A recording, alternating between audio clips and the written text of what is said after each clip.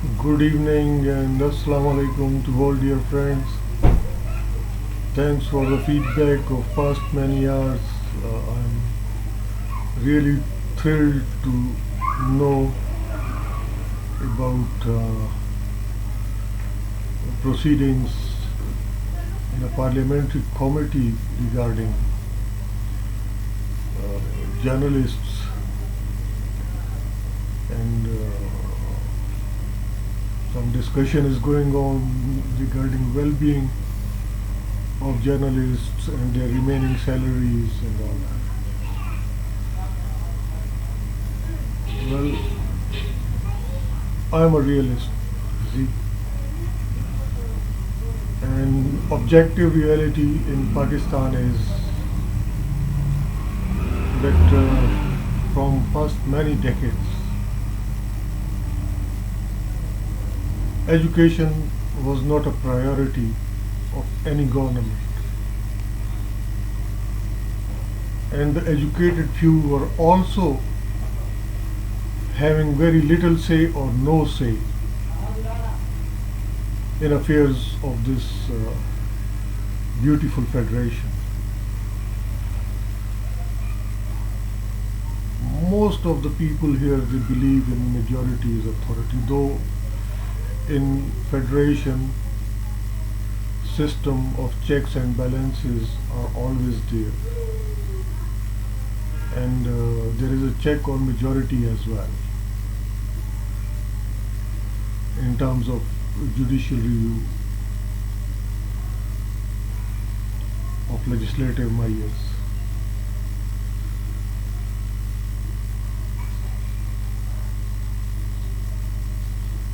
Interesting fact is that educated few, they had developed mother of all federations known as United States of America, and they were sincere, they were committed,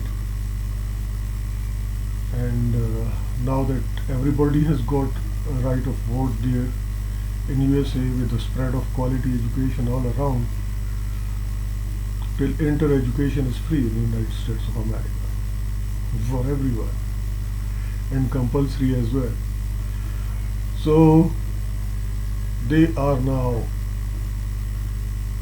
a huge military might and economic might as well.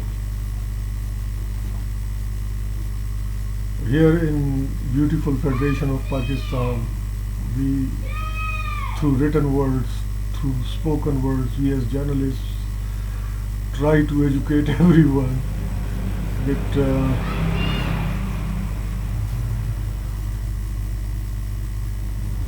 without making education a priority, we cannot move forward. Interesting fact was highlighted by principal of Islamabad College for Boys and ex-university fellow of mine, Sharifullah Khan, that we expect, after doing PhD, we expect that a matriculate leader of us will decide our fate in terms of placing us as educated being. And it is really funny to think that he will be able to place us in a right place. Or mostly MPhil PhDs are sitting in their homes. I mean, I have got that data from one of my professors, Rashid Khalid, that 75% of MPhil PhDs in beautiful Federation of Pakistan are placed in their homes, jobless. So, and we want everything great here in Pakistan. Luckily, we have got educated Prime Minister now from last 1 year and many months. He is trying to improve the situation here. Journalists whom are not paid, I by myself from the last 18 years, my remaining payments are huge now. And with Associated Press of Pakistan, which is an official government news agency. And so many employees of APP, sources inside APP have told me that 7 correspondents from main province of Punjab, they have lost their precious lives, and 3 have lost their lives in Khyber Pakhtunkhwa, and 1 correspondent had lost his life in Sindh province of Pakistan. So situation is really bad, because if we are alive, it is a miracle, you see. Small amount of salary is, I mean, never our salaries were adjusted in accordance with inflation. When Associated Press of Pakistan was started, each part-time correspondent was getting 200 rupees per month. So that was probably in 40s or early 50s, 1950s, early 1950s or late 1940s, when Associated Press of Pakistan came into existence, and was during colonial rule, it was writers, and then after creation of Pakistan in 1947, it became Associated Press of Pakistan. So 200 rupees at that time, if we consider that amount which each and every correspondent was getting from APP, now is equal to more than 2 million rupees if we consider all that inflation. But no one had paid any heed to this fact that the organization is running because of the people who are out there in field and are making news stories, writing features, articles for the organization, and informing federal government and the rest of the world regarding good and bad things happening here in Pakistan. So no one has ever paid any heed to correspondence. Once or twice some of us were together in Islamabad head office of APP, and we were told that, personally I was told that many times, that you guys are just 120 correspondents or less than that, and whosoever comes on streets and is having street power, he is heard by the rulers. So you see, when educated is unemployed and sitting in home, and the ruler is having little education or no education at all, such things are liable to happen.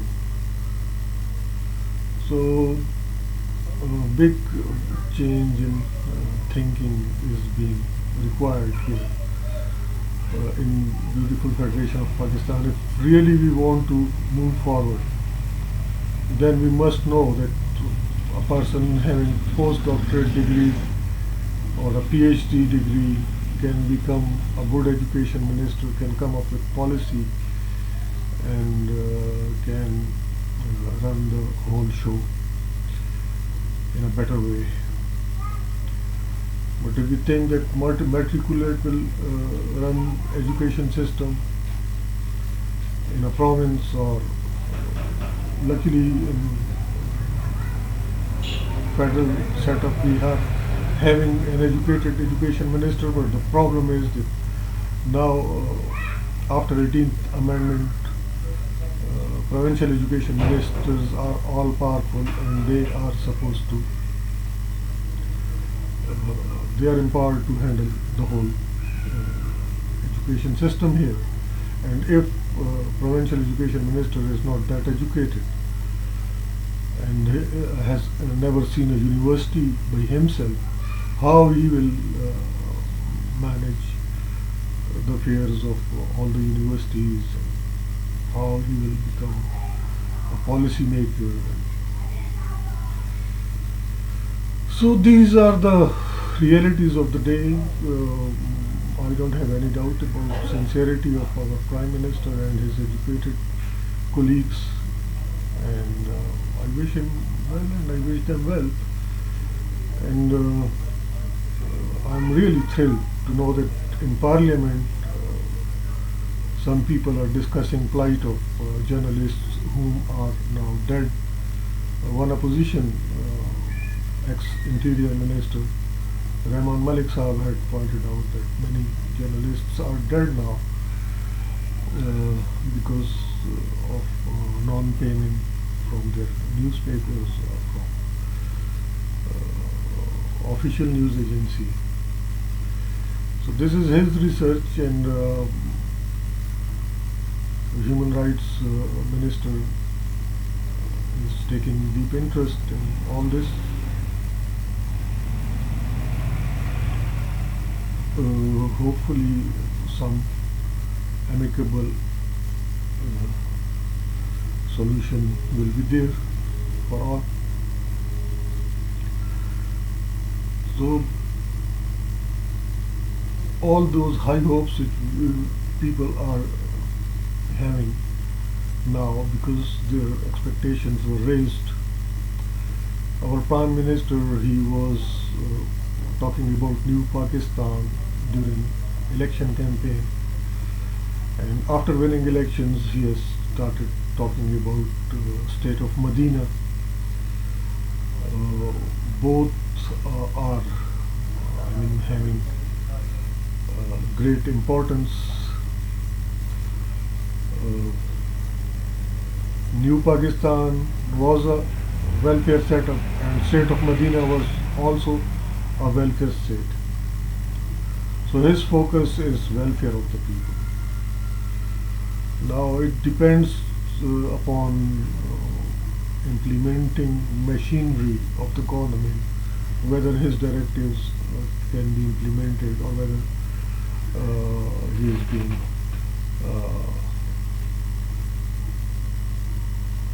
really empowered to take decisions regarding welfare of the people of all professions.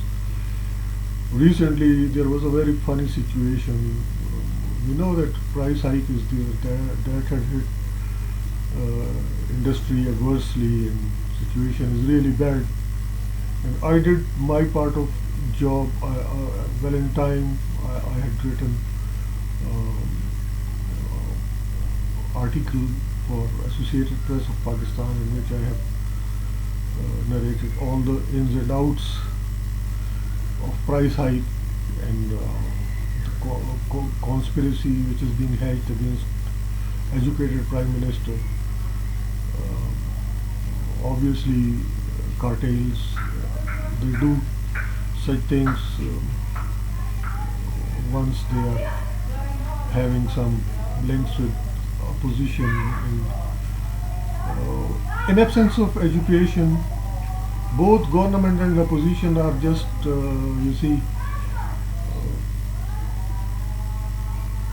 are rubber stamps.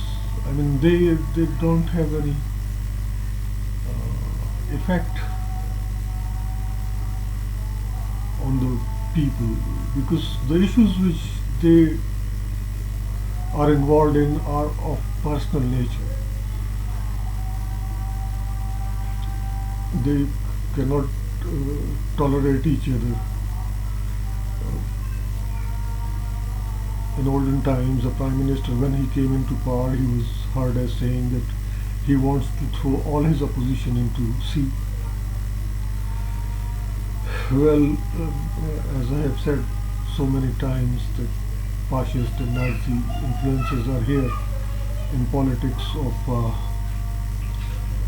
subcontinent. Both India and Pakistan are suffering from these influences, and fundamental human rights are having very little importance before Nazis and fascists. They even don't care about such things.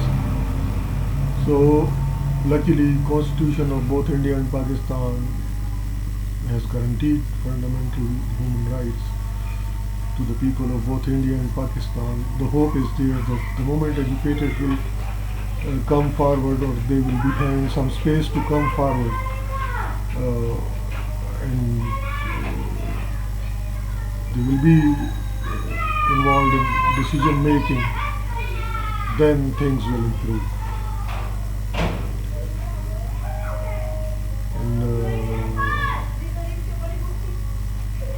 Recently, there was a move in Senate that opposition senators, they were asking for increase in their huge salaries, and that was really a strange way of leading the country. I mean, once you are a leader, you are an elected parliamentarian or senator, then you are supposed to take a wholesome view of the situation. You are supposed to come up with argument that okay, the price hike is there, so inflation is there, so salaries of everyone shall be increased.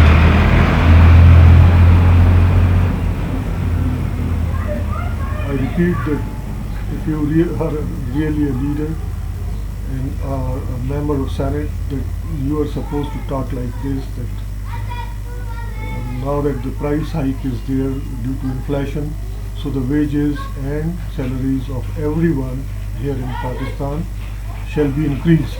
And then you are a leader. If you say that no, only senators, their salaries must be increased, and they are already getting huge salaries, and you just go into their education, some of them are really educated, but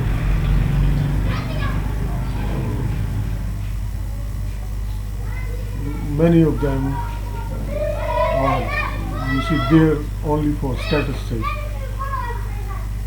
So I think that overall change in mindset and realization of importance of education, of quality education, and placement of educated people in right places, that is important to move forward. I hope Prime Minister will be capable of doing all this. He is in power and he knows all that. What I am saying, he already knows all that. I had written on these issues since long, and many times I hear my own words through mouths of politicians here in Pakistan. So I hope the situation will improve soon, and I insist that there must be a welfare system from Prime Minister from President till Prime Minister till a labourer. If anyone is unemployed, there shall be an unemployment allowance for them. If there is no pension for the Prime Minister, I don't know after 18th Amendment whether that provision is being made for him or not, but I think that shall be there. There shall be a pension for the President as well, and for all others whom are serving this country, there shall be pensions, and with the placement of educated and really sincere and honest people, Pakistan can, I think within 3 to 6 months, can witness a pleasant change. Pakistan is a rich country and rich in resources, and everything is there, except expertise and education.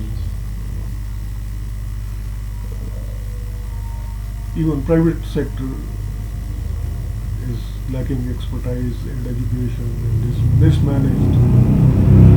Even yesterday I said that wind energy, solar energy is the best alternative, and cost of production can be brought down even privately by industry owners, and even in agriculture sector.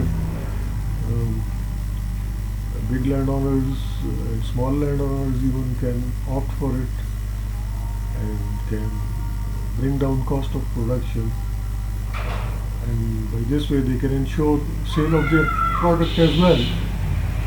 And with the initiation of sound and effective welfare system, they can guarantee purchasing power of the people. So there will be no economic collapse if all this is being done. I wish all the best to all of you, and good luck as well.